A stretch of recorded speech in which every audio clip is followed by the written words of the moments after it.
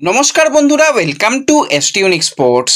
বন্ধুরা, এই ভিডিওতে আমরা কথা বলবো বেশ কিছু ফুটবল আপডেট নিয়ে, যেখানে ট্রান্সফার নিউজ শেয়ার করা রয়েছে, বিদেশি প্লেয়ারদের নিয়ে আপডেট শেয়ার করা রয়েছে, আইএসএল কি হবে সেই নিয়ে আজ একটা মিটিং রয়েছে, সেই নিয়েও কথা বলার রয়েছে এই ভিডিওতে। তাই ভিডিও শুরু করার আগে একটাই রিকোয়েস্ট, চ্যানেলে যারা প্রথমবারের জন্য এসেছো মনে করে চ্যানেলটাকে সাবস্ক্রাইব করে নিও, তাহলে প্রিয় দলের খেলার সমস্ত আপডেট তোমরা এখানে পেয়ে যাবে। তো চলো আর দেরি না করে ভিডিও শুরু করা যাক। তো শুরুতেই যদি আমরা একটুখানি আইএসএল নিয়ে কথা বলি, তো আইএসএল কবে হবে আমরা কেউ জানি না। নতুন করে কিন্তু এখনও যেহেতু এফএসডিএল আর এআইএফএফ এর চুক্তি হয়নি, তো এখন আইএসএল এক প্রকার অনিশ্চিত ব্যাপার স্যাপার হয়ে দাঁড়িয়েছে।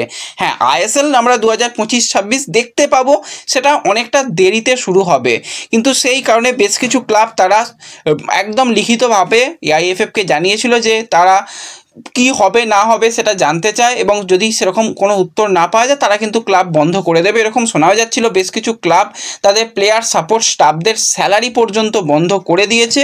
তো সব মিলিয়ে মিশিয়ে কিন্তু খুবই একটা জটিল পরিস্থিতি হয়ে দাঁড়িয়েছে। তো তোমাদের জানিয়েছিলাম যে 7 তারিখে কিন্তু এফএসডিএল তারাও হয়তো কিছু প্রতিনিধি থাকবে সঙ্গে এআইএফএফ, এবং সেই সমস্ত ক্লাবদের ইনভাইট করা হয়েছে এই মিটিংটা অ্যাটেন্ড করার জন্য। সেখানে সমস্ত ক্লাবকে জানানো হয়েছিল যে তোমরা সবাই আসো, এসে এই মিটিংটাতে অ্যাটেন্ড করো। এবার যারা আসতে পারবে না তারা একদম ওই যেরকম অনলাইন হয় সেইভাবেই হয়তো অ্যাটেন্ড করবে। এখানে কিন্তু মোহনবাগান, সুপার জায়েন্ট, ইস্টবেঙ্গল, মোহামেডান সবাইকেই আমন্ত্রণ করা হয়েছিল, কিন্তু মোহনবাগান তারা কোনো রকম মিটিংয়ে অ্যাটেন্ড করছে না, এরকমটাই আপডেট। ইস্টবেঙ্গলের তরফ থেকে মিটিংয়ে অ্যাটেন্ড করা হবে। এবার এখান থেকে কি আপডেট আসতে পারে, একটা হয়তো প্রত্যেকটা দলকে বলা হবে যে তোমরা দল গঠনের কাজ করো, তোমরা প্রিসিজনও শুরু করতে পারো। হ্যাঁ, হয়তো একটু দেরিতে শুরু হবে, কিন্তু শুরু হবে এরকম একটা তাদের হয়তো জানাতে পারে। কিংবা যেরকমটা শোনা যাচ্ছে এআইএফএফ একটা নতুন লিগ করার ভাবনা চিন্তায় রয়েছে, সেই নিয়েও প্রত্যেকটা দলের সঙ্গে হয়তো আলোচনা হবে। এছাড়া যেরকমটা শোনা যাচ্ছিল যে ফেড কাপ বা সুপার কাপ যেটাই হোক না কেন সেটাকে এই সময়টার মধ্যে করে দেওয়ার একটা চিন্তাভাবনা থাকবে, সেই টুর্নামেন্টটা হওয়ারও সম্ভাবনা রয়েছে। তো এই সমস্ত বিষয় নিয়েই আলোচনা হবে। তো আলোচনা হয়ে কি আপডেট আছে জানতে পারলে তোমাদের অবশ্যই জানিয়ে দেবো, আমাদের সোশ্যাল মিডিয়া পেজে সবার আগেই আপডেট পেয়ে যাবে। তাই যারা এখনও আমাদের সোশ্যাল মিডিয়া পেজে যুক্ত হওনি, ভিডিও ডেসক্রিপশন বক্সের লিঙ্ক এবং ফার্স্ট কমেন্টের লিঙ্ক শেয়ার করে দেবো, সেখান থেকে Telegram channel, WhatsApp channel, Facebook পেজে জয়েন হয়ে যাও, সেখানে সমস্ত লেটেস্ট আপডেট পেয়ে যাবে। এবং এর সাথে সাথে আমরা যদি একটুখানি ডুরান্ড কাপ নিয়ে কথা বলি, তো আজকেও কিন্তু দুটো গুরুত্বপূর্ণ ম্যাচ রয়েছে। ইন্ডিয়ান নেভি তারা মুখোমুখি হবে নেরোকার সঙ্গে, আর নিয়ম রক্ষার ম্যাচে বিএসএফের মুখোমুখি হবে মোহামেডান।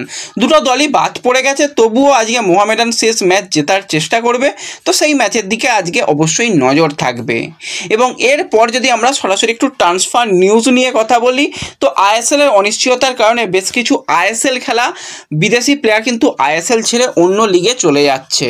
তো সেইভাবেই যেরকমটা তোমাদের আগেই আপডেট শেয়ার করেছিলাম, 29 বছর বয়সী অস্ট্রেলিয়ান ফরওয়ার্ড জর্ডান মারে তাকে আর আইএসএলে নেক্সট সিজনে দেখা যাবে না, কারণ সে কিন্তু একটা মালয়েশিয়ার ক্লাবের সঙ্গে কথাবার্তা বলছিল।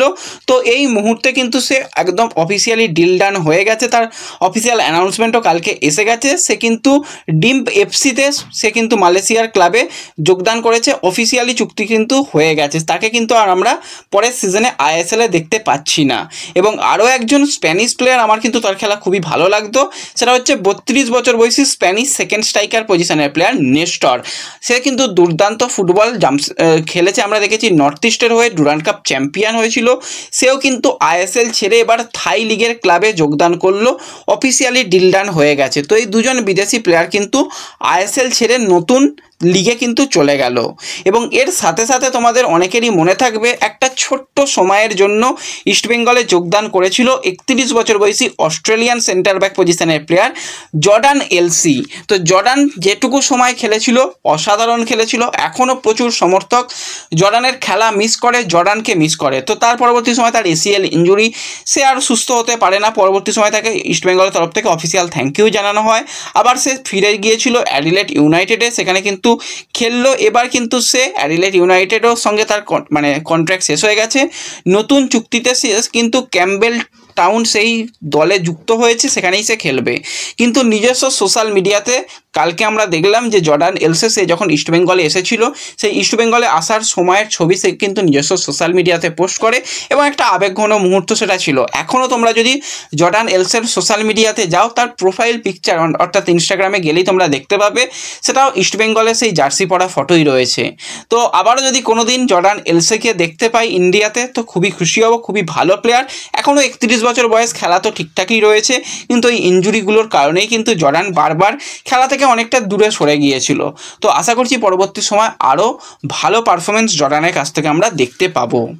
এবার এর সাথে সাথে আমরা একটুখানি কথা বলবো মুম্বাই সিটি এফসিকে নিয়ে। প্রচুর মেসেজ এসেছে তোমাদের কাছ থেকে যে মুম্বাই সিটি এফসি দল কি ভেঙে যাচ্ছে, সিটি গ্রুপ কি ছেড়ে চলে যাচ্ছে। দেখো এই রিপোর্টটা এসেছে এই সময়ের তরফ থেকে। তো তারা জানাচ্ছে যে সিটি গ্রুপ তারা এই আইএসএল এর অনিশ্চয়তার কারণে তারা হয়তো মুম্বাইকে ছেড়ে দিয়ে তাদের কন্ট্রাক্ট ভেঙে নেবে, এরকমটাই সিদ্ধান্ত হয়তো নিতে চলেছে। এবার দেখো আমি কাউকে ছোট বড় করছি না, কিন্তু তাদের রিপোর্ট আহামরি খুব একটা সত্যতা নেই। এছাড়াও আমরা বেশ কিছু আরও মিডিয়ার তরফ থেকে এই জিনিসটা ভেরিফাই করার চেষ্টা করেছিলাম, এখনও পর্যন্ত সেরকম কোনো আপডেট আসেনি যে সিটি গ্রুপের সঙ্গে মুম্বাইয়ের যে কন্ট্রাক্ট রয়েছে সেই কন্ট্রাক্ট তারা টার্মিনেট করতে চলেছে, সেরকম কোনো আপডেট আসেনি। হয়তো এই অনিশ্চয়তার কারণে কিছু হয়তো সমস্যা প্রত্যেকটা দলেরই দেখা যাচ্ছে, তাদেরও হয়তো দেখা যেতে পারে, কিন্তু কন্ট্রাক্ট ভাঙতে চলেছে এরকম তো কোনো আপডেটই নেই।